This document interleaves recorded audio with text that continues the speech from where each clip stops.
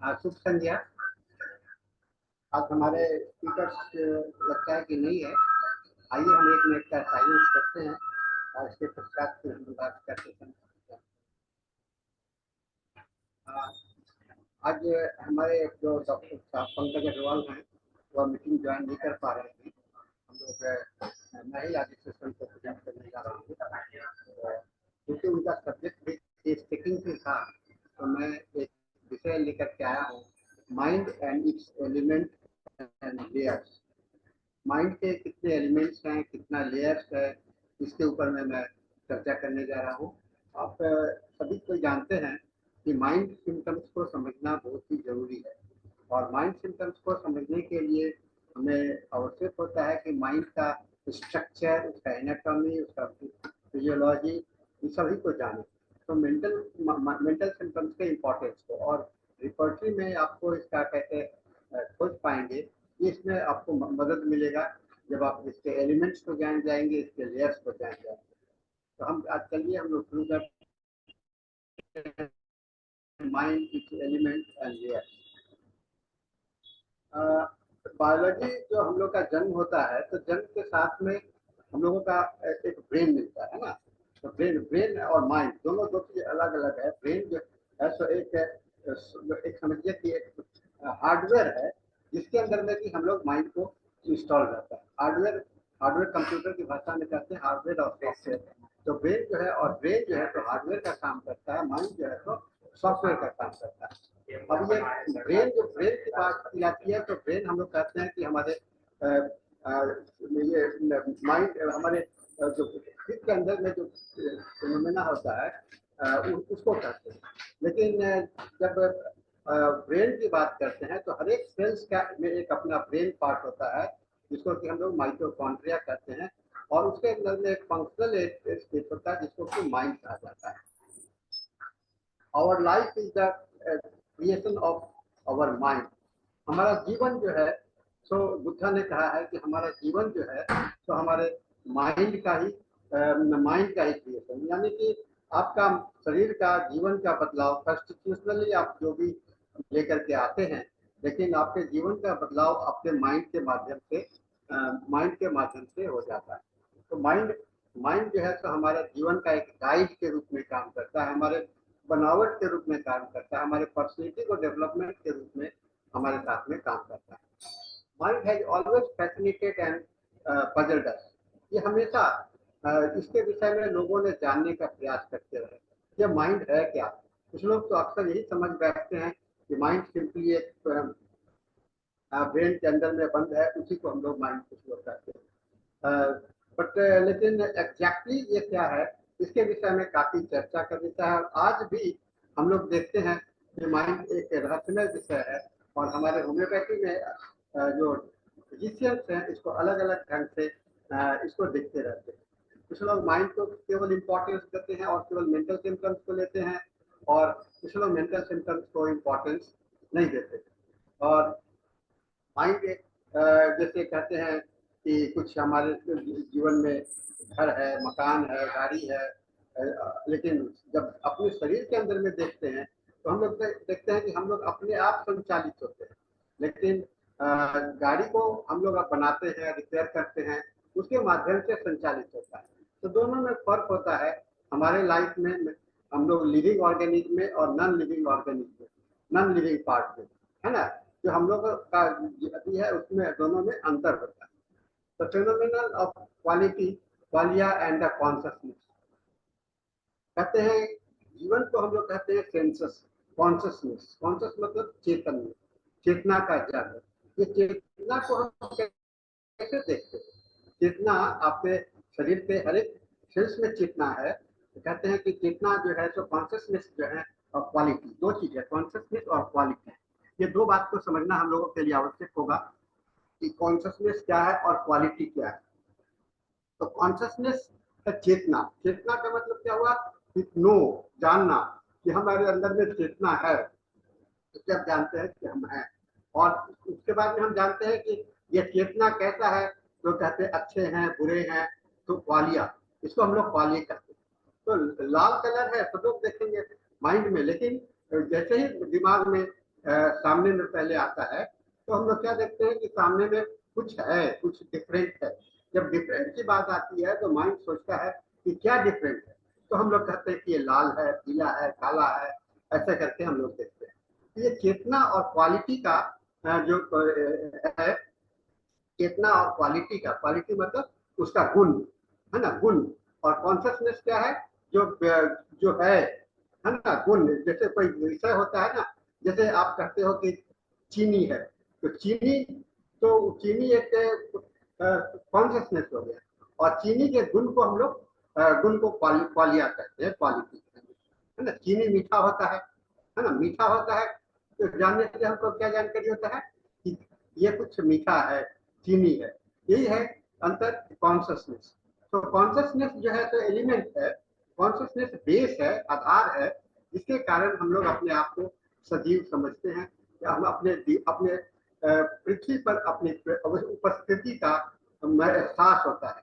हम जब जागृत होते हैं, जन्म लेते हैं, तो सबसे पहले हमारे अंदर में चेतना होता है, और चेतना होता है तो हमें यह एहसास होता है कि हम क्या हैं, है ना, क्या है। उसके बाद में जब क्या होते हैं कई बात आती है, तो हम लोग सोचते हैं कि कैसे हैं, अपना क्वालिटी को देखते हैं, हम अच्छे हैं, बुरे हैं, हम बहुत हम बहुत पैसे वाले हैं, बहुत कम पैसे वाले हैं, गरीब हैं, ये सब बात की बात आती है।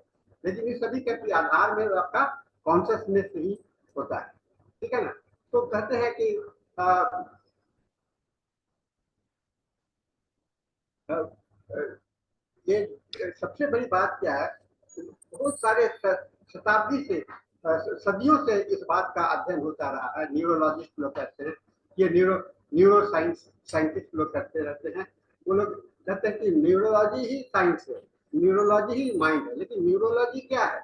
न्यूरोलॉजी एक नर्व्स का जाल है, जाल के माध्यम, जाल जो है तो जिस पर कि आपका एक मटेरियल बॉडी हो गया, मटेरियल भौतिक बॉडी हो गया, लेकिन माइंड जो है तो अभौतिक चीज है। अब अभौतिक, तो हम लोग का क्लियर कहाँ कहाँ हो गया, हम लोग का शरीर क्या है, भौतिक है, यानी कि मटेरियल का बना हुआ है। और मटेरियल के अंदर में क्या है, हमारे साथ में चेतना है, और चेतना कैसा है, तो उसका क्वालिटी है ना। तो ये इसका अध्ययन करते रहे, पहले फिलोसफर लोग ने सोचा कि नहीं ये न्यूरोलॉजी ही सब कुछ है, न्यूरो साइंटिस्ट डेवलप हो गए, न्यूरोलॉजिस्ट डेवलप हो गए, न्यूरो साइंस का डेवलपमेंट हो गया। लेकिन अब हम लोगों ने जाना है, अब जीवन ये समझने लगा है कि नहीं, ये एक अलग भी विषय है जो कि हम लोगों को अलग से समझना चाहिए। Basic theory of the mind. अब आइए हम कुछ थ्योरी को देखना चाहते हैं। From physical property of the mind, जो ब्रेन है ना, ब्रेन क्या है, ये एक एलाइव प्रोसेसिंग एलिमेंट है, फिर प्रोसेसिंग इंस्ट्रूमेंट के जैसा है।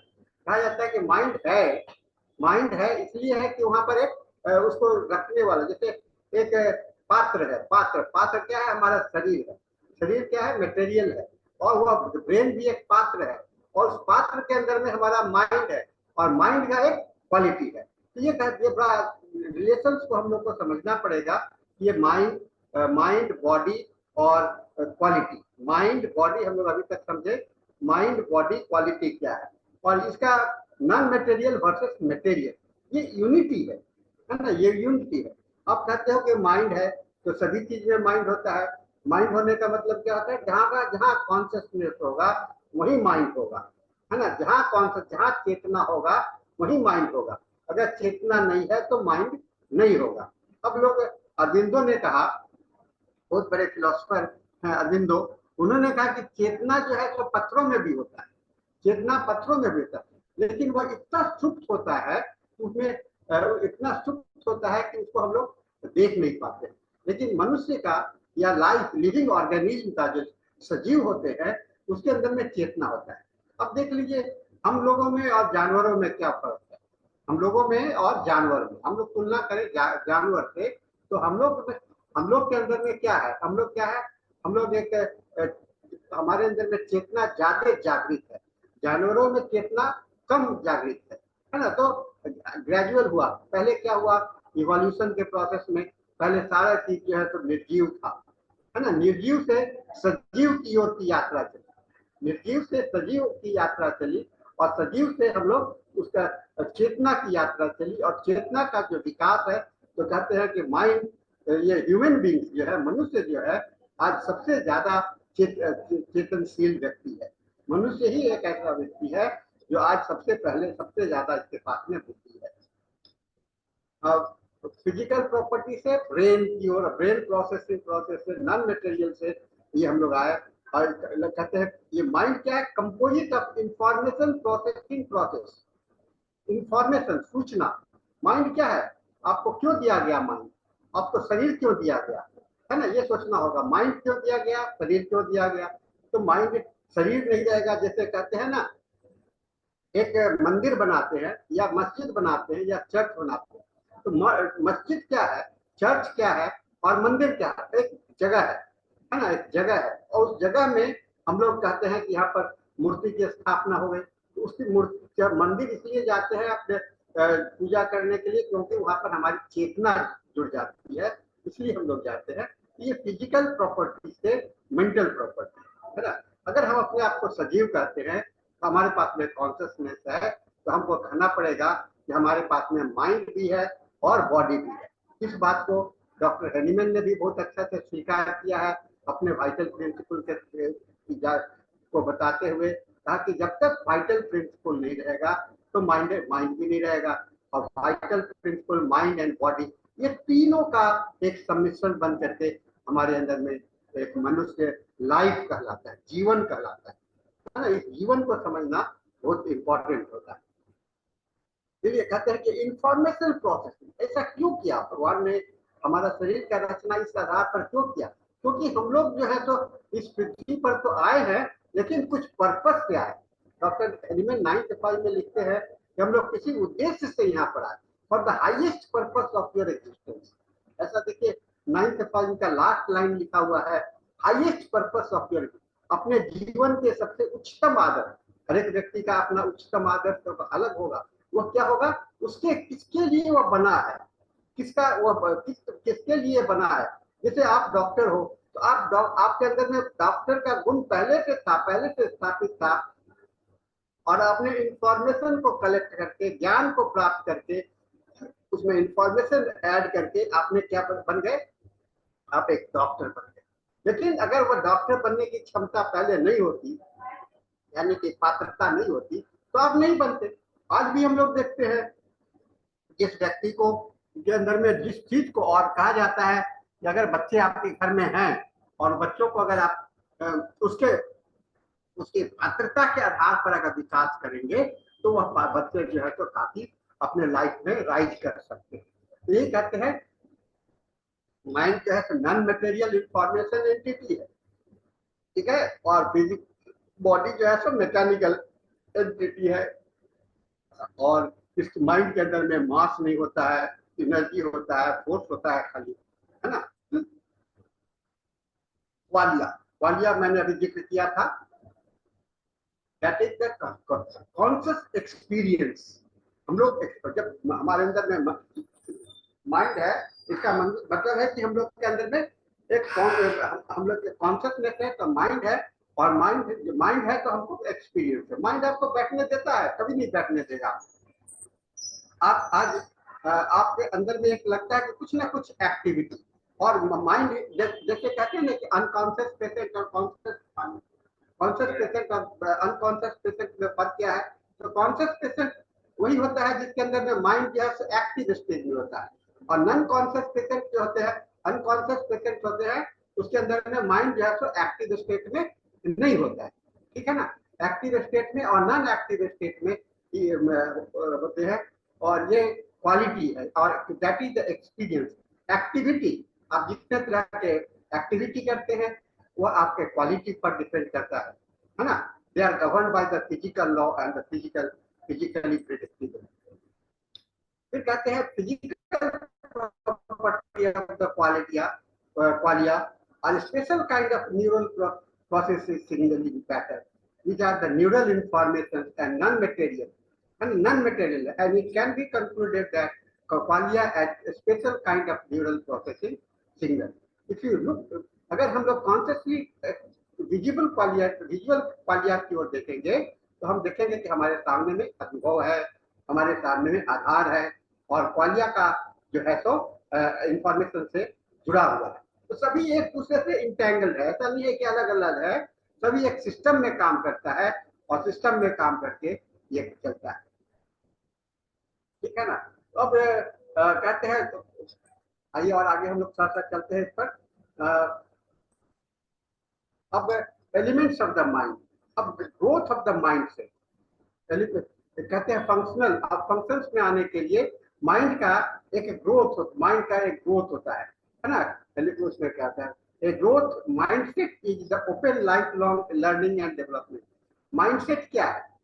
आपका माइंडसेट, माइंड के बाद में आता है माइंडसेट। माइंडसेट मतलब माइंड किस तरह से बना, माइंड का शेप क्या बना, है ना, उसको कहते हैं माइंडसेट। तो कहते हैं कि शेप कैसे बनेगा? आपने लर्निंग किया, आपने सीखा, आपका समय के साथ में एक्सपीरियंस किया, तो ये सारे चीज मिल करके आपको, एक बच्चा है उसका माइंडसेट एक अलग बना, एक उसे थोड़ा सा बढ़ा तो माइंडसेट में डेवलपमेंट चेंज हुआ, आप फिर बड़े हुए तो फिर माइंडसेट में चेंज हो गए, और आज आप डॉक्टर बन गए तो आपके माइंडसेट एक अलग हो गए। सो constantly changing and challenging yourself. हम लोग हमेशा कॉन्स्टेंटली चेंज कर रहे हैं और चैलेंज अपने आप सामने में चैलेंज ले रहे हैं। किसके लिए?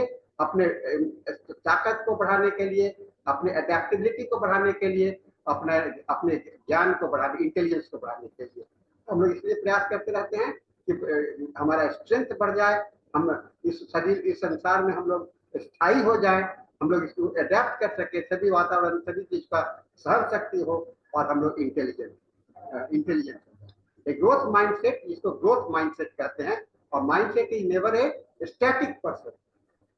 स्टैटिक पर्सन कौन होगा? जो इडियट हो गया। अब जैसे उसके पास में दिमाग एक जगह पर फिक्स हो गया, तो retarded mental obsessive compulsive disorders जो आता है, वहां पर उसका ग्रोथ रुक गया, विकास हो गया। ये एक प्रोसेस हो गया, एक बीमारी हो गया, जो कि हम लोग को, जहां पर कि माइंड का डेवलपमेंट रुक जाता है। माइंड हमेशा बढ़ता ही रहता है, बढ़ता ही रहता है, चेंज करता रहता है, और अपने अंदर में एक शक्ति, अपने सहन शक्ति और बुद्धि का, नॉलेज का उसमें एक्टिवेशन होता रहता है। Character, individual character influence your decision. ये कैरेक्टर के स्ट्रेंथ के कारण आप डिसीजन ले पाते हैं, है ना। स्ट्रेंथ के कारण आप डिसीजन ले पाते हैं। फिर आप इसमें पाया गया कि 12 कैरेक्टर स्ट्रेंथ होते हैं थेरिक प्रोसेस में, ऐसा यूएस बेस्ड जीआईए इंस्टीट्यूट में चला। This include creativity. ये स्ट्रेंथ क्या है? क्रिएटिविटी, आपका सृजनशीलता, curiosity, kindness, leadership, perseverance, humility and social intelligence. ये सारी चीजों को हम लोगों को हमारे अंदर में, अगर आपका आपके अंदर में क्रिएटिविटी है, कुछ नए करने की चाहत है, तो आपके अंदर में शक्ति हुआ। आप में जिज्ञासा है तो आपको, आप में स्ट्रेंथ है। आप में दया है, काइंडनेस है, तो आप है। लीडरशिप है आपने, आपको तो वो आपका शक्ति हो गया। परसिस्टेंस, सहनशीलता, है ना, टॉलरेंस, लगे रहने का, है ना, ये नहीं कि आज पेशेंट ये आप छोड़ दिए, ये सहनशीलता। ह्यूमिलिटी, है ना, एंड सोशल इंटेलिजेंस, और समाज के साथ में कैसा हमारा वातावरण होगा, ये हमारा कैरेक्टर होता है। फिर गोल सेटिंग, हम लोग अपने जीवन में स्ट्रेंथ के साथ अपने जीवन का गोल को निर्धारित करते हैं। क्या करते हैं? हम लोग कहते हैं हमें किस दिशा में जाना है, और अगर हम दिशा विहीन होंगे तो हम लोग क्या कहेंगे कि हमारे अंदर में माइंड का जो एलिमेंट जो है, माइंड का ग्रोथ ग्रोथ जो है तो नहीं हुआ। हम कुछ लोग होते हैं अपने जीवन में कुछ नहीं कर पाते हैं, कुछ नहीं कर पाते हैं, तो क्या होता है वहां पर उन्होंने गोल नहीं बनाया, अपना एक टारगेट को नहीं देखा। तो इस टारगेट को देखना भी आपका स्ट्रेंथ होता है। वो setting goal and marking milestone helps you to see the result of your efforts. और उसमें मोटिवेशन, इंस्पायरेशन सारे आते हैं, और वो डिपेंड करता है गोल सेटिंग, गोल किस पर डिपेंड करता है? आपका कमिटमेंट, आप कितने कमिटेड पर्सन है, आपकी बात में कितनी ताकत है, आप जो कह दिए तो करेंगे, है ना, ये आपका स्ट्रेंथ है। अगर कह दिए कि नहीं, कहते हैं कुछ करते हैं कुछ, तो ये आपका स्ट्रेंथ नहीं है, आपका ये है। फिर एक होता है रीसाइलेंस। हमारे अंदर में, और अब कभी इस वातावरण में हम रह रहे हैं, चारों बगल अस्त व्यस्तता है। इस अस्त व्यस्तता, कुछ पॉजिटिव बातें होती हैं, कुछ नेगेटिव बातें होती रहती हैं, कुछ हमारे दुश्मन हैं, कुछ हमारे मित्र हैं, और सभी के साथ में एक सामंजस्य बनाने के लिए आपके अंदर में एक हमेशा काम, शांत रहने का भाव है ना, शांत रहने का भाव, यही आपको आपका बहुत बड़ा शक्ति बन जाता है, जो कि आपको लाइफ के लिए बनता है। Resilience is the strength that enable you to confront obstacles and overcome failures and deal with different types of the people and cope with the uncomfortable and unfair situations. Then फिर है mindfulness। Buddha ने बहुत अच्छा बात कहा, अगर आप mindful हो, माइंडफुल मतलब माइंड अगर आपका प्रेजेंट में रह रहा है, माइंडफुलनेस का मतलब माइंडफुली है,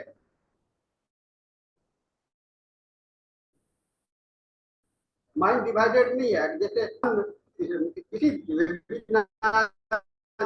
समाज है तो हम लोग कहेंगे माइंडफुलनेस। अगर कहते हैं कि माइंड प्रेशर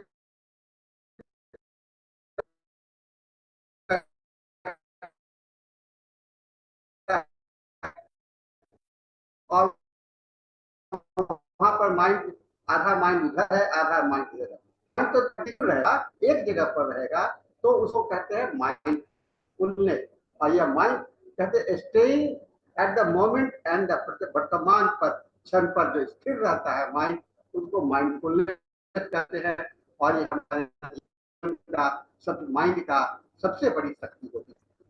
सेल्फ एक्सेप्टेंस, अपनी स्थिति को स्वीकार,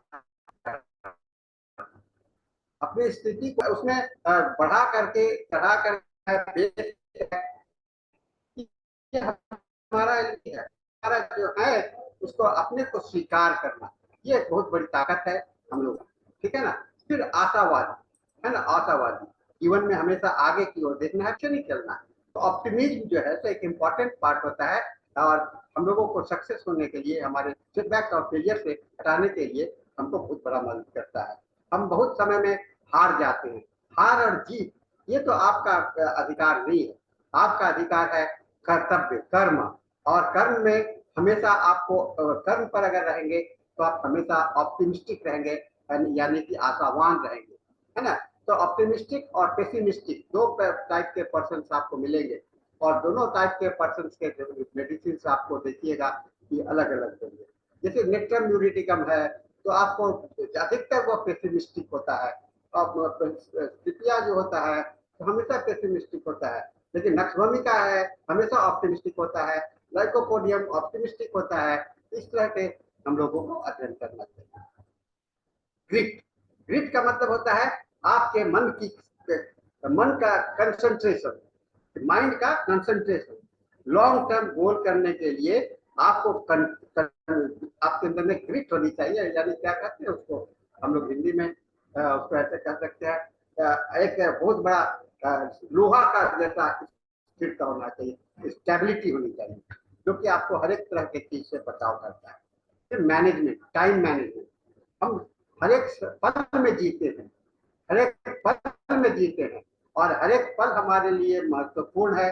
अगर आपके पास में टाइम मैनेजमेंट का प्रॉपर प्लानिंग होगा तो आप लाइफ में बहुत अच्छे सक्सेस करेंगे। टाइम मैनेजमेंट का शक्ति अगर आपके पास में होता है तो आप बहुत बड़े, आपका माइंड का, उसको माना जाएगा ये माइंड का स्ट्रेंथ बहुत अच्छा है।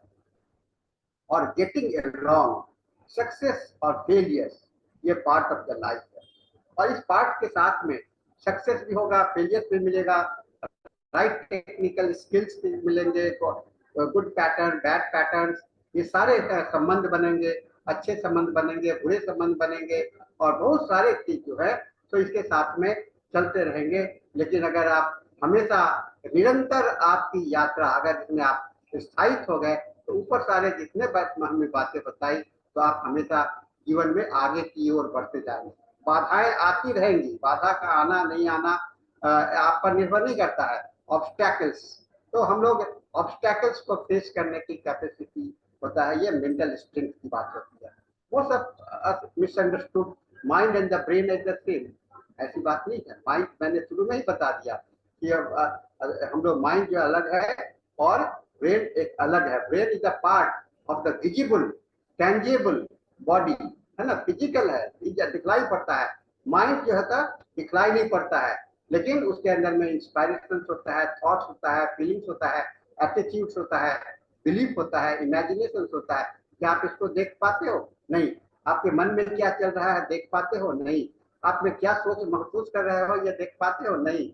आपके क्या है, लेकिन आप माइंड ब्रेन को देखेंगे तो कहेंगे कि ये सेरिबेलम है, ये सेरिब्रम है, ये पार्ट है। So brain is the physical organ most associated with the consciousness and the mind, but mind is not linked to the brain only. Mind केवल ब्रेन में नहीं है। माइंड क्या है? हर एक पार्ट ऑफ द ब्रेन के sales में, वो इसका माइंड का जो बेसिक आधार है सेल में है, और ब्रेन भी जो है तो हर एक सेल में ब्रेन का आधार है।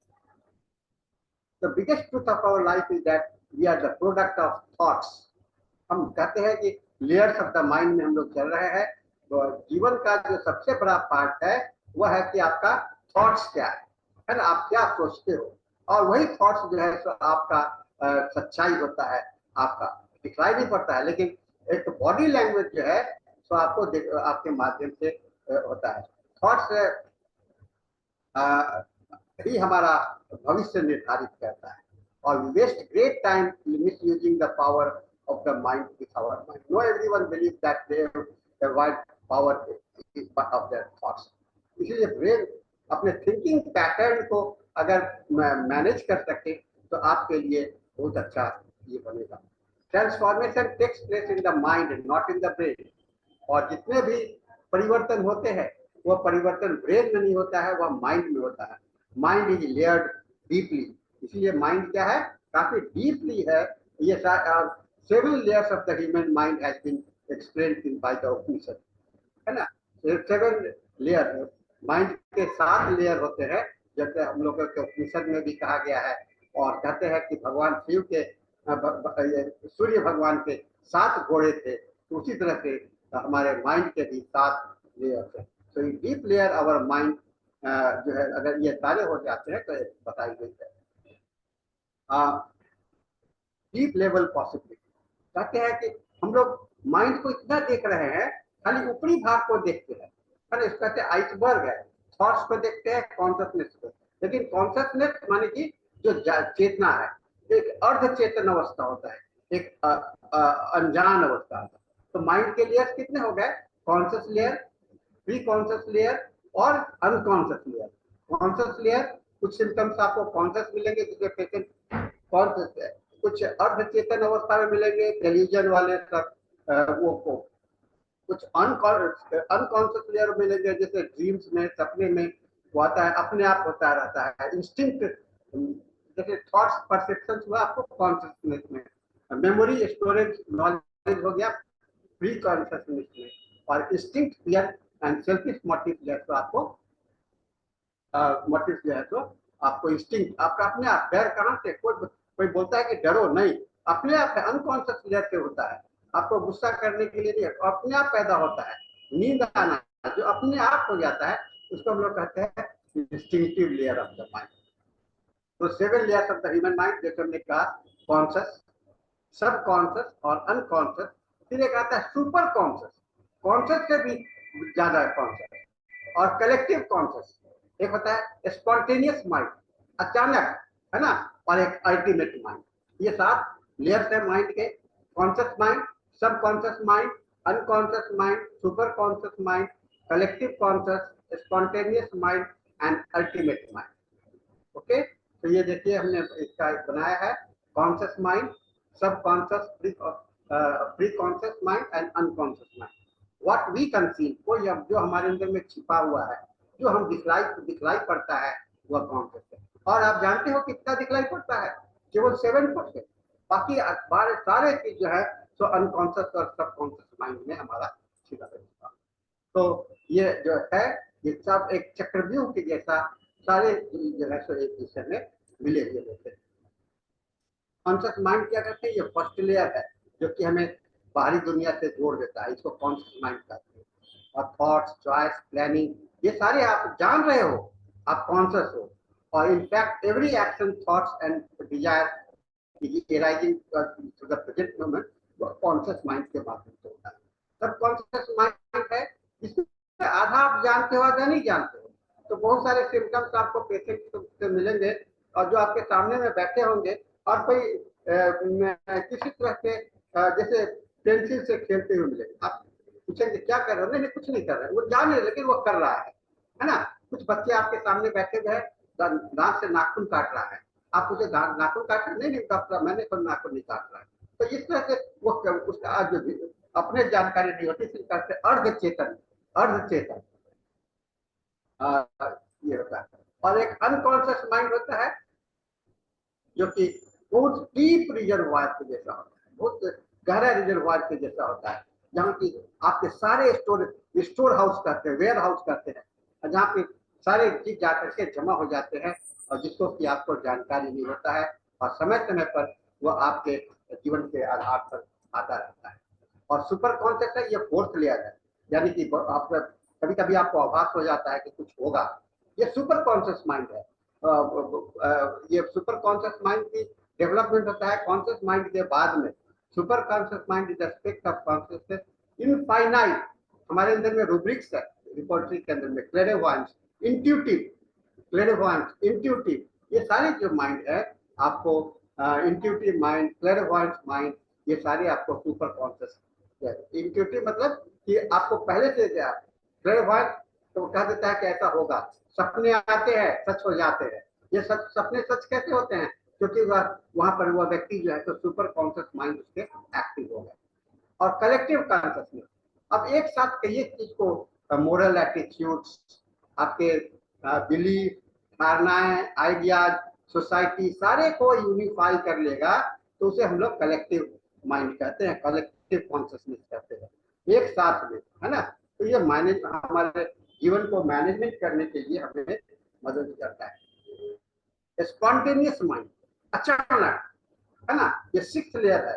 कभी कभी कोई चीज आपके अंदर में अचानक मन होता है, जैसे कि हमारा रूब्रिक्स है वहां पर रिपोर्टरी में, इम्पल्सिव, बैठे अचानक मन किया कि मैं दौड़ के घर चले जाऊं, अचानक मन में आया कि मुझे ये काम करना चाहिए। कुछ मॉर्बिड इम्पल्स भी होते हैं, लगता है सामने में एक रूब्रिक्स आपको रिपोर्टरी, एक बार्बर है जो आपका शेविंग कर रहा है तो हाथ में छुरा है, अचानक उसके मन में आता है कि अपने क्लाइंट का मैं गर्दन काटूं, ये अचानक आता है, तो ये मॉर्बिड इम्पल्स के रूप में दिखाई पड़ता है।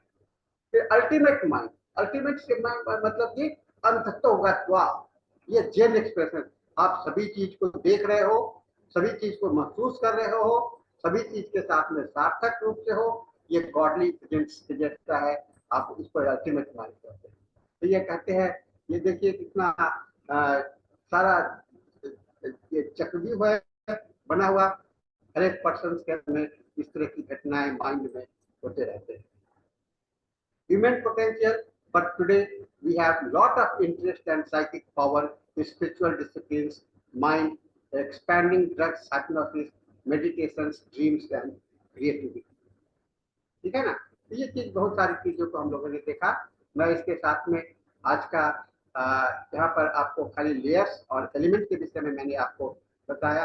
Your mind is the garden, your thoughts are the seed, the harvest can either be the flowers or the bee. तो साथियों, मैं इसके साथ में आपका ये सेशन, ये लेक्चर्स को मैं समाप्त करता हूँ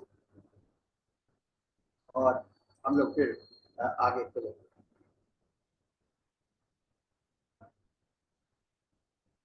हम लोग, मैंने बहुत पहले समय पर लेक्चर समाप्त कर दिया हूँ। किसी को कोई सवाल होगा तो पूछ सकते हैं। माइंड के संबंध में कोई भी सवाल करना चाहें, किसी को कुछ कहना है तो पूछिए। हाँ बोलिए, कुछ कहना चाहते हैं पंडित जी? तो नहीं ना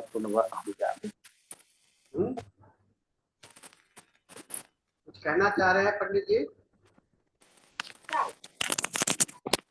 हमारा कोची थोड़ा दिखा। हाँ बोलिए। कोची कहता था। कौन पंडित जी दिखाई आपस में बोलिए, हम तो बंद कर दी। आप तो सवाल करेंगे माइंड के पर मैं जो चर्चा कर रहा था, और मुझे लगता है कि आप लोग थोड़ा सा इसको या समझे नहीं, या कुछ क्या कुछ प्रॉब्लम है। मैं चाहता हूँ कि आप थोड़ा सा इस चीज को, मैं आज जो बताने का मेरा जो था एलिमेंट्स और लेयर की बात थी, तो एलिमेंट्स और लेयर बताने का मतलब था। हमरा से ही बात कर चाहिए था। हेलो हेलो, वहाँ पर कहना है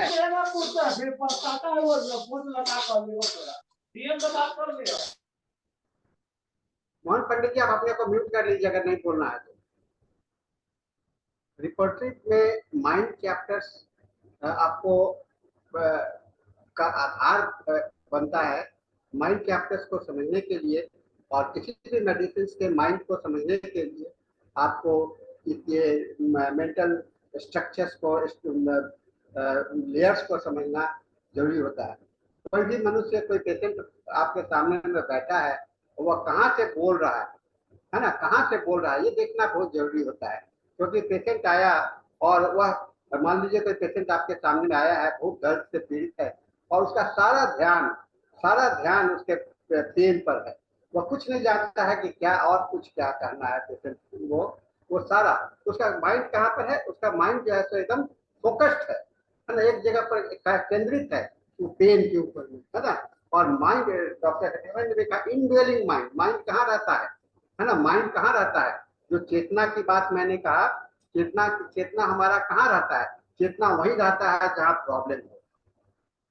अन्यथा माइंड के पास में बहुत सारे काम हैं, सभी काम करते रहता है, लेकिन जैसे ही माइंड के पास में कोई प्रॉब्लम आता है, तो माइंड जो है तो एक जगह पर उसका चेतना जो है तो वहां पर केंद्रित हो जाता है, तो वहां पर आपका ये होता है। आप देखिएगा कुछ पेशेंट जो है तो खाली उनका सारा थॉट जो है तो उसके दर्द पे ही केंद्रित है। दर्द कैसे बढ़ता है नहीं बताएगा, दर्द किस समय में होता है नहीं बताता है, किस प्रकार का दर्द होता है नहीं बताता है, क्यों नहीं बता पाता है। ऐसे डॉक्टर कहते हैं कि माइग्रेन हो गया, तो माइग्रेन हो गया, और दवा चुनने के लिए, माइग्रेन का दवा चुनने के लिए आपको क्या करना पड़ेगा, आपको ये जानना पड़ेगा ना कि माइंड दर्द कैसा है, क्यों हो रहा है, किस समय में होता है, कैसे बढ़ता है, कैसे आराम होता है। ये सारी बातें अगर आपको आपको इंफॉर्मेशन नहीं मिलेगा, तो आप किसी भी दवा के नतीजे पर नहीं पहुंच सकते हैं, आपको केवल पेन किलर मेडिसिन का इस्तेमाल करना पड़ता है। ऐसा जब तो, लेकिन जो हमारे पास में लाचारी भी ये होती है, जैसे पेशेंट के साथ में हम कैसे डील करें, है ना, जहाँ की माइंड जो है तो एक जगह पर केंद्रित हो गया है, सारे उसके प्रॉब्लम पर केंद्रित हो गया है, और कुछ भी नहीं देख रहा। दर्द हो रहा है, लेकिन दर्द क्यों हो रहा है, कहाँ पर हो रहा है, ये नहीं पता है। माथा में तो सर में दर्द हो रहा है, सर में दर्द कहाँ हो रहा है, यहाँ पर हो रहा है, अरे यहाँ कहाँ है, फोरहेड है, ये है, थोड़ा सा उसके अंदर में चेतना नहीं आ, ये चेतना जो है तो केंद्रित हो गया।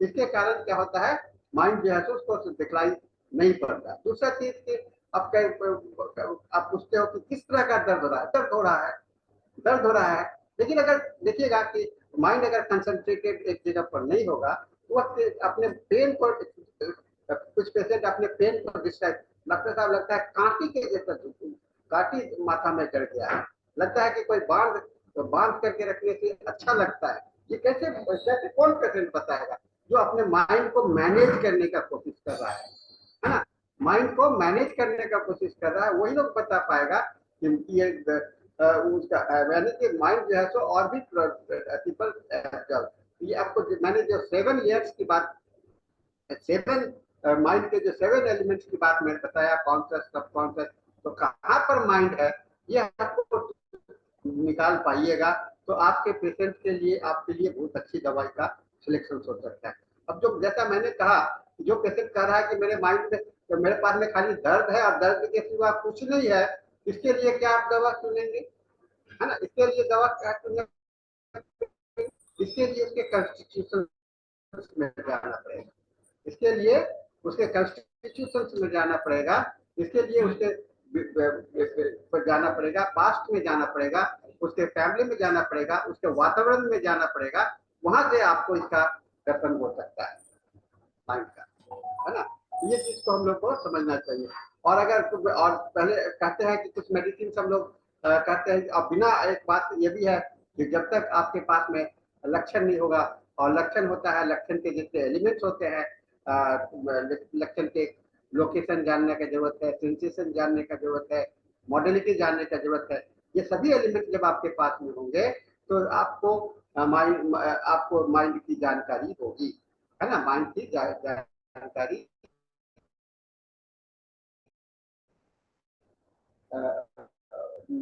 जानकारी हो। आप क्यों कहते हैं कि मेंटल मेंटल सिम्टम्स नहीं, मेंटल सिम्टम्स का हमेशा फिजिकल अकम्पनिंग होता है।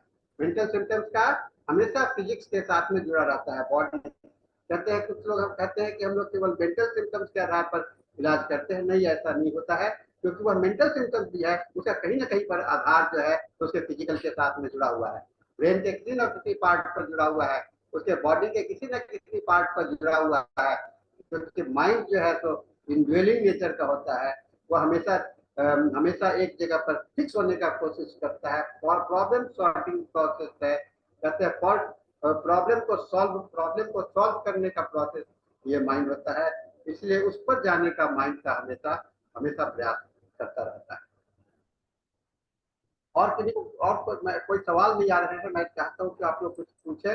आप कुछ करती है तो चैट बॉक्स में भी लिख सकते हैं, चैट बॉक्स में भी लिख सकते हैं आप।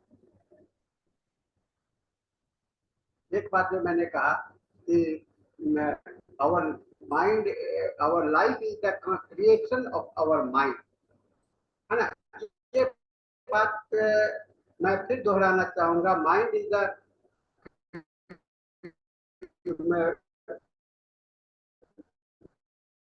हमारा जो जीवन है वो हमारे माइंड के रिपोर्टरी में रूब्रिक भी बहुत इंपॉर्टेंट रूब्रिक है, क्रिएटिविटी। इस क्रिएटिविटी का मतलब क्या होता है? सृजनशीलता। हर एक व्यक्ति के अंदर में सृजनशीलता होती है, जिस तरह के प्रयोग कर रहा है वो हमारा करने का तरीका हो गया, है ना। डॉक्टर हेनीमैन ने जो होम्योपैथी को बताया, सिमिलिया को बताया, आप सिमिलिया को कैसे समझते हो, ये इसका आपके अंदर में कैसे उसको लिए, तो ये आपका एडेप्टेबिलिटी हो गया, और उस एडेप्टेबिलिटी के आधार पर आपके अंदर में सृजन होता है, और वह सृजनशीलता आपको बनता है। कोई सवाल नहीं है। मैं एक 10 मिनट हमारे पास में समय है, मैं समझता हूँ कि एक केस अभी मेरे पास में अभी है, मैं इसके माध्यम से आपको इस बात को समझाने का कोशिश करूंगा। ये 12 साल का लड़का है, और 4 महीने से इसके टॉन्सिल बढ़े हुए हैं लेफ्ट साइड के, और कंप्लेन जब शुरू हुआ था वह दवा खाने के बाद में हुआ था। कुछ दवा लिया था, उसके बाद में टॉन्सिल बढ़ गया और वो बना ही हुआ था। और इसके पास्ट हिस्ट्री में कुछ और भी समस्याएं नहीं थी, केवल एक 9 साल के समय में इसका पैर का टूट गया था। इसके पिताजी जो है तो एक फार्म में काम करते हैं, उनको हार्ट का बीमारी है। माता जी हाउस वाइफ हैं, और उनको डायबिटीज है और थायराइड का कंप्लेंट है। ये एक भाई और एक बहन है अभी। और इसके नाना जी को दम्मा था, और नानी जी को दम्मा था, नाना जी को दम्मा था, और नानी जी को कैंसर यूट्रस से डेथ हुआ है ना। ग्रैंड मदर को diabetes, heart failure, grand father को, मैंने दादाजी को हार्ट से डेथ हुआ है। तो देख रहे होंगे कि इस केस में डायबिटीज, हार्ट फेलियर, थायराइड और कैंसर, ये सारे चीज इसके अंदर में ज्यादा है। ये लड़का 7वीं क्लास में पढ़ता है। एक चीज देखिएगा, इसके माइंड में जो विजिबिलिटी पार्ट है, जिसको कॉन्शियस माइंड हम लोग जो देख रहे थे, वह जिसको कि हम लोग सबकॉन्शियस भी कह सकते हैं और अनकॉन्शियस भी कहते हैं।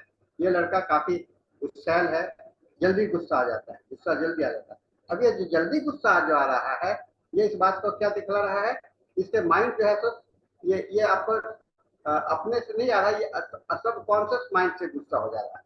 और इसके बाद में जब वो कुछ करता है, ये एंगर जो आते हैं, तो आपको कॉन्शियस माइंड से नहीं होता, तो एंगर 2 जगह से, लेकिन जब एंगर जो आपको आ रहा है, वो पिटाई करने लगता है, वो आपको गुस्से में कुछ अभिव्यक्ति होती है उसको, तो वहां पर उसका सारे एक्टिविटी जो है तो सब कॉन्शियस माइंड से ही होता है। चाहे कोई भी आदमी झगड़ा नहीं करना चाहता है, गुस्सा नहीं करना चाहता है, लेकिन गुस्से के समय में वो ऐसा करने लगता है, तो वह इसका अर्ध चेतन अवस्था से ये माइंड में पैदा होता है यह व्यक्ति। और इसके जो अब देखिए इसका आधार क्या है, आधार जिसको कहते हैं कि बेस ऑफ द माइंड, है ना। तो ये आधार क्या है, जेलेसी, है ना, जेलेसी। इसके अंदर में एक ईर्ष्या का भाव है, और ईर्ष्या का भाव के कारण इसके अंदर में एंगर भी है, और ये वीपिंग भी है, और इसके अंदर में डर भी है। तो ऐसे व्यक्ति सबकॉन्शियस माइंड में सबकॉन्शियस माइंड जहाँ ज्यादा दिखलाई पड़ेगा, तो वो आपका सबकॉन्शियस माइंड, ये सारे सिम्टम्स जो हैं, तो फियर है, डर रहा है। लेकिन डर का अगर आपको डिफाइन हो गया कि क्या जिससे डर रहा है, तो आपका क्या बन गया, ये क्या जिससे बन गया, ये कॉन्शियस माइंड हो गया। बिल्ली से डर रहे हैं, चूहा से डर रहे हैं, ये लड़का जो है तो हाइट से डर रहा है। अब इसके अंदर में क्रिएटिविटी को आप देखिए, क्रिएटिविटी क्या है, ये कुछ पेंटिंग करना चाहता है, क्रिएट करना चाहता है, कुछ नया सृजन करना चाहता है, तो ये क्रिएटिविटी हो गई। ये सारे चीज को आपको पेशेंट से पूछने होंगे। तो इसके अंदर में इच्छाएं आती हैं, ये पिंक कलर को लाइक करता है, अपने घर को काफी साफ सुथरा अवस्था में रखना चाहता है। फिर आते हैं हम लोग अब इसके फिजिकल सिम्टम्स में आइए, जो कि जहाँ फिर आपको अनकॉन्शियस माइंड दिखलाई पड़ेगा, है ना। माइंड मैं दिखला रहा हूँ इस पेशेंट के माध्यम से, अनकॉन्शियस माइंड यहाँ फिर दिखलाई पड़ रहा है। क्या होता है, रात में सोता है तो मुंह इसका खुला हुआ रहता है, ये जानता नहीं है कि मुंह खुला हुआ है, लेकिन वो मुंह खुला हुआ है। फिर आपको इच्छा आता है पनीर का, स्वीट्स खाने का इच्छा है, फास्टिंग से एग्रेवेट करता है, या फास्टिंग का जो एग्रेवेट करता है और गुस्से में एग्रेवेट करता है, मतलब खाली पेट में उसके कष्ट बढ़ जाते हैं, तो वहां पर ये आपका ये सिम्टम्स यहाँ पर आपको कॉन्शियस माइंड का आंकड़ा आता है। तो हर एक जगह पर आप देख रहे हो कि conscious, subconscious, unconscious mind play कर रहा है आपके फिजिकल से। लेकिन हर एक के साथ में यह भी हम लोग देख रहे हैं कि इसका जुड़ाव जो है तो किसी न किसी एक खास जगह से है। जैसे पेट से, खाली पेट में से गुस्सा आने लगता है तो पेट से जुड़ा हुआ है ना। किसी जेलेसी से जुड़ा हुआ है, जेलेसी लेवल से। फिर आप वो पेट के बल सोना चाहता है ना, पेट के बल सोना चाहता है, तो पेट के बल सोने के लिए ये चाहता है, ये कहाँ से आ रहा है, ये सब कॉन्शियस माइंड से आ रहा है, अनकॉन्शियस माइंड से आ रहा है। ये सारे लक्षण को इस तरह से देखने से हम लोग इसका टोटलिटी बना सकते हैं। ये इसका अंदर में क्या बेसिक मिला, तो फैमिली बैकग्राउंड जो है तो एक कार्सिनोसिन बैकग्राउंड का है, और काफी साइकोटिक लेयर इसके अंदर में काफी तेज है। इस साइकोटिक लेयर के साथ में इसके सबकॉन्शियस माइंड अभी काफी एक्टिव है, ये इसके साथ में हम लोग काफी अच्छा से देख रहे हैं। और इसके साथ में हम लोग ये भी देख रहे हैं कि इसके अनकॉन्शियस माइंड है और फिजिकल सिम्टम। इस तरह से आप जैसे लेते हैं slip position abdomen on, slip position abdomen on, आपको लगेगा कि ये फिजिकल सिम्टम्स है, लेकिन ये क्या है, ये सबकॉन्शियस माइंड का सिम्टम्स है ना, सबकॉन्शियस माइंड। इसलिए का मैंने कहा माइंड को आप बाहर से नहीं देख रहे हो, कभी कभी माइंड जो है तो थॉट्स पैटर्न को नहीं देख रहे हो, लेकिन उसके बिहेवियर को जो देख रहे हो, तरीके को, पर्सनैलिटी को, माइंडसेट को देख रहे हो, वो आपका सबकॉन्शियस माइंड के माध्यम से दिखलाई पड़ता है। तो कोई भी चीज कैसे दिखलाई पड़ता है, ये इसी बात पर निर्भर करता है, ठीक है ना। और फिर जैसे मैंने और रूबिक्स को बात को कहा कि इसके टॉन्सिल बढ़ेगा, inflammation. Now how this inflammation है, इस सारी चीज के साथ में इसके जो एक्सटर्नल मेडिकेशन हुआ था, एक्सटर्नल मेडिकेशन हुआ था, उस मेडिकेशन के आधार पर इसके सारे कष्ट बढ़ गए, और ये अपने आप में ये पड़े। ये एक्सटर्नल यानी कि इसका जो एक्सटर्नल रिलेशनशिप है, जो कि आपको बाहर के साथ में जो इस पर दबाव पड़ा, ये इसका ये सप्रेसिव थॉट्स पैटर्न को किया, और इसके इन्फ्लेमेशन कब होता है, जबकि कोई चीज पर प्रेशर होता है, एंटीबॉडी वहां पर प्रवेश करता है, तो इसे भी हम लोग सबकॉन्शियस माइंड के माध्यम से देखते हैं। तो मेरा कहने का मतलब ये है, फिजिकल सिम्टम्स को देखने के साथ में हमें उसे मेंटल के साथ में जोड़ करके देखिएगा, तो आपके मेंटल लेयर्स को देख करके जोड़िएगा, तो आपके सिम्टम्स की भाषा को समझ में आ पाएंगे, उसके इम्पोर्टेंस को समझ में आएगा, आप उस बात को समझने लगेंगे ये किस तरह का लक्षण है। लगता है कोई कुछ रिस्पॉन्स नहीं है। हम लोग इस सेशन को अब हम लोग समाप्ति पर पहुंच गए हैं। 2 मिनट का समय हम लोग के लिए बचा हुआ है। हमारे इंग्लिश सेशन के टीम आ चुके हैं, डॉक्टर मनोज जी आ चुके हैं। हम लोग उनको हैंड ओवर करेंगे सेशन को। अगर कोई सवाल नहीं है तो हम लोग यहाँ पर सेशन को हैंड ओवर करते हैं और डॉक्टर मनोज को। तो थैंक यू।